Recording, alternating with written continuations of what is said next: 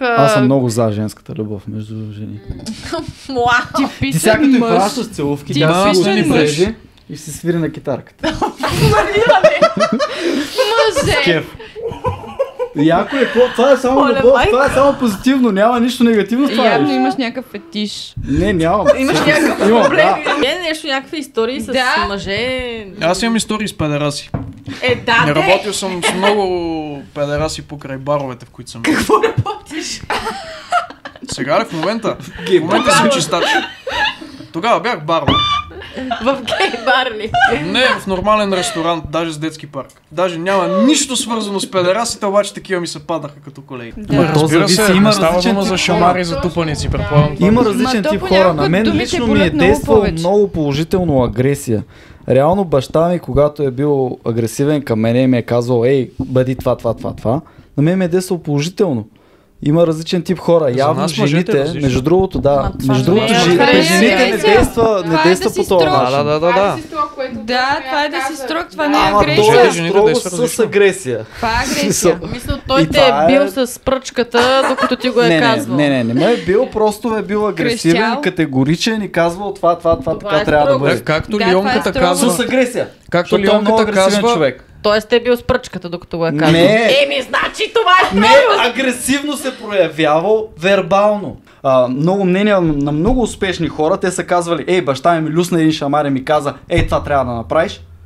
И аз го послушах. Някои неща трябва... Не, тук съм много със силно мнение. Агресия остава за цял живот. Напротив, чакай сега. Тук можем много да спорим, защото визираш негативната агресия, нали? Имам много силно мнение. Това да. Прадядо ти, ако не е бил създал травма в прадядо ти, той нямало да стане мъж. Ама ние за това еволюираме.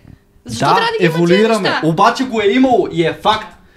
Дядо ти е бил мъжага на място, защото баща му е казал това трябва да стане. Но трябва да има натиск, за да има развитие. Трябва да има натиск. Точно това ти казвам. Имат различен тип хора. Единият тип имат нужда от агресия, някой да ги стресне и да им каже, това трябва да стане. И той да го послуша и да каже добре и да направи нещата и той да стане мъжагата, който трябва да стане. Тоест да разбирам, че характер от себе си. Слабохарактерните хора имат нужда от проявена агресия. Казвам някой от тях, даже бих казал повечето от тях, защото като съм гледал, всички родители едно време са били супер строги, човек. Супер строги. Да, съм човек, за ти трябва да направиш това. И е имало много токсичност, срещу което ти си против. Да, съм против. Имало е супер много токсичност, обаче обществото е вървяло напред, защото явно индивида е имал нужда от това нещо. Психически как са били? Психически не са били добре. Психически се изгражда устойчивост. Това е цената, която са плащали. Но се изгражда устойчивост. Окей, ако има еволюция и ако хората са по-добре да приемат начина, по който ти казваш, нали, по-нормално да му се каже, той няма да го възприеме. Аз не говоря има ситуации, в които този печага трябва да разбере, че той трябва да се стегне. С толкова много жени започнах да комуникирам по едно време, без да преувеличавам, 50% от тях бяха бисексуални. И ми предлагат... Според мен това нещо се разхвърля малко като... модна тенденция. Да, точно. Но има... Ако ти се случват едни и същи неща, примерно с 3 партньора ти се случват едни и същи неща, значи ти трябва да работиш върху нещо, но ти просто не искаш да му обърнеш внимание. Да. И тогава грешката си е в теб. Абсолютно. Трябва да промениш нещо в себе си. Да, трябва да си кажеш добре, защото примерно на мен са ми изневерили, ама и аз имам вина в цялата тази работа.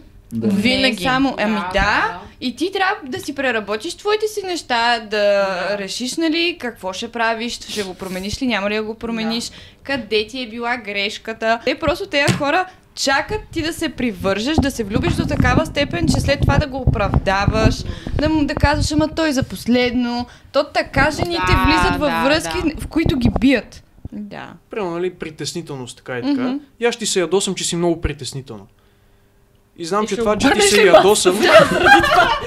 Аз ще се ядосам, ще обърна масата, знам, че това ще стресне и от това стряскане ти ще го направиш. На мен това мислене не ми харесва. Зависи. Може да и се отрази. Защо агресията винаги се свързва с нещо много лошо? Това е да си натрупал много емоции, чувства в себе си, които... зависи каква агресия специфична говориме тук. Да, агресията по принцип тя трябва да се освобождава и да не се държи в тялото. Просто начинът, по който я освобождаваш тази агресия е по...